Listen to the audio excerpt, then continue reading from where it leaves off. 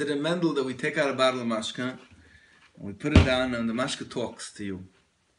And it says, look at me. Me, you can place me anywhere you want. You can put me in the freezer, put me in Siberia. I'm going to stay liquid. I'm going to stay who I am. And I want you to know that you can stay liquid too. I want you to learn from me, says the mashka, how you can stay who you are regardless of the environment and the place where you're placed in life. You can stay warm. Adrabah, smcharanam, and you'll take me from inside. You'll get warm from within, and you'll be able to stay warm regardless of what's going on around you. So l'chaim, my holy brothers, my holy friends, l'chaim, l'chaim. Join me in l'chaim. Join me in staying warm. Join me in. Let's join ourselves. Let's join each other together to learn chassidus in order to keep warm. We don't learn chassidus to know new information, to share new insights. We learn chassidus in order to stay warm through the cold nights, to stay liquid, to stay human, to stay Jewish. Hello, that's the script of this play. That you do A, B disrupts you, and that causes C. That's exactly the plot of the game. Because it's all me. I am you. Let's take this story all the way back. Who made that Moshe Rabbeinu should have a speech impediment? Who orchestrated the events that caused him to end up in a situation where he ends up with a speech impediment? Hashem. Who is the one telling Moshe Rabbeinu to go speak to Paro? Hashem. Who is the one that created the environment that allowed the Jews to get stuck that they needed to come to Moshe Rabbeinu? Hashem. Who is the one that made Paro? Hashem. Who is the one that made Paro to have a heart and heart? Hashem. Who is the one who says, I want you to talk to Paro? Hashem. Who is the one that makes Moshe Rabbeinu frustrated to say that, how can I go speak to Paro? Hashem. It never ends. It's a never-ending game where we think we figured out God and we say, but this is out of your script, God. This is out of your book. And Hashem says, no, I want you to chap.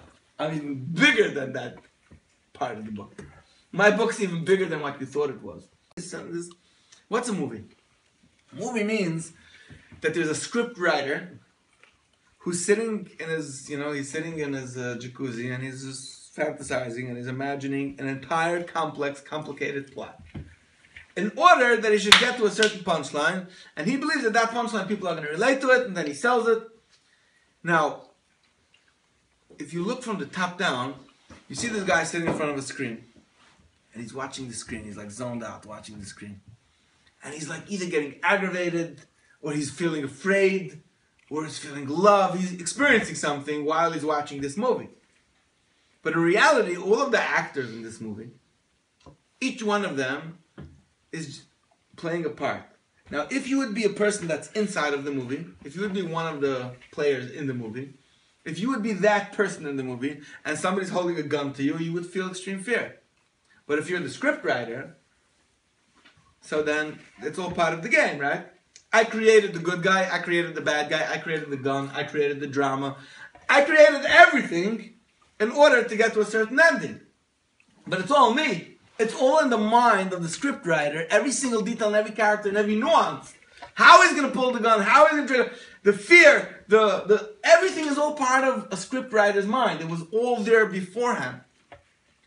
But when you're actually taking it at face value, and you're a little kid watching it, and you're inside the mind of that, you can mamish. Now, what's the difference between the scriptwriter creating the movie and you as one actor in the movie of life? You're also just a figment of a scriptwriter's imagination or creation to be acting a certain space, a certain place.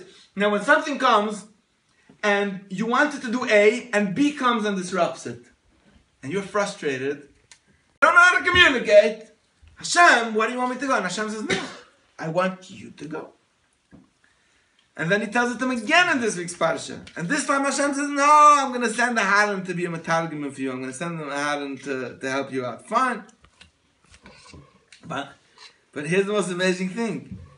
How's Pari going to listen to me? And he says, no, I sent a Haran to help you out. comes the next pasuk and it says, Vani akshe es lev Paroi. I am going to harden Paroi's heart. And the question is astounding. Moshe is saying, I can't speak to Paroi. Hashem says, no, you have to speak to Paroi. He says, I can't. He says, fine, I'm going to send you a hand to help you out. But, says God, I'm going to harden Paroi's heart. And you're like, but if you're going to harden Paroi's heart, what's the point of speaking to him? It's not going to work anyway. It's not going to work. So there's a Chassidische Torah, also from, I don't know, Baal Shem Tov or Talmidei Baal Shem Tov. They said, God told Moshe, Va'ani akshe es lev Paroi. When you see Paroi's heart is hardened, who do you think hardened his heart? Ani. I'm also in his hardened heart. I'm in Paroi's hardened heart. I'm the one who told you to go speak. I'm the one who set you up that Aaron should go translate for you or be your PR professional, your PR representative. And I'm also the one who's in Paroi's hardened heart. I set up the whole plot. It's like, you know, I have a Rav. I have an amazing Rav. His name is Rav Yosefovich. And he once told me this insight. Blew me away for a long time. I come along with this moedic insight. He said, in the world, in today's world, there's a concept which developed over 100 years called movies. It's a phenomenon. That means 200 years ago, there was maybe plays. You know, there was always drama. Omar le Rav Papa le Abaya. So Rav Papa asked Abaya. He says, well, why did Reb Zayda say that you have to cut somebody off when he's saying Shema Shema a second time? Dilma mi yikara lo yichaven date. Maybe originally he wasn't concentrating. So he said Shema the first time. He wasn't mechaven. He didn't have intention. He was spacing out. So he repeated himself. And he's saying Shema a second time. Amalei chavrusa klap b'shmayim ika. Can you be friends with heaven? Chavrusa klap b'shmayim. Can you be like a buddy with heaven? Iloi kiven date. If he was spacing out and he wasn't mechaven, he didn't have in mind concentrating on the words. Machlin olei b'marzamta de napcha. We beat him with a smith's anvil. We take the anvil, the hammer of a smith, of a tinsmith, and we beat him with it until he starts concentrating. That's the Gemara. V'hiksha moirizal asked the Holy Baal Shem Tov, the question still stands. Mikol makoim, nevertheless, dilma mikara lo yichaven.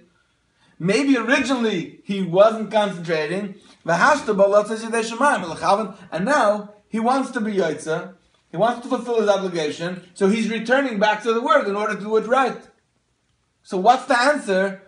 Are you friends with heaven? If you weren't mechaven, we're going to beat you with the smith's anvil. What does that have to do with what happened? And this is a question that everybody can relate to, because we all know it happens all the time. You're in the middle of davening, you're spaced out, and then you tune back in and you're like, how did I land here? How did I get where I'm up to? And then the thought maybe comes into your mind, so do I have to like rewind, start over again? Maybe it was like I was just mumbling, jumbling, I wasn't really davening. Maybe I have to do replay, restart. How do you do it?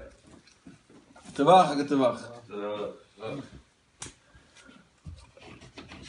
We're in the middle of the Holy Baal Shem Tov, and I'm going to, recap in order you should come along. Shimon Semp, what's your name, Efraim? Chatzkel. Nice to meet you. Thank you. No, I'm still cold when I get warm. No, I know what he means. We're working on it. Becoming warm from within. So to recap, the Gemara Masechtas Brachos tells how Rabbi Zayda said that if you hear somebody saying Shema, you hear him repeat Shema a second time,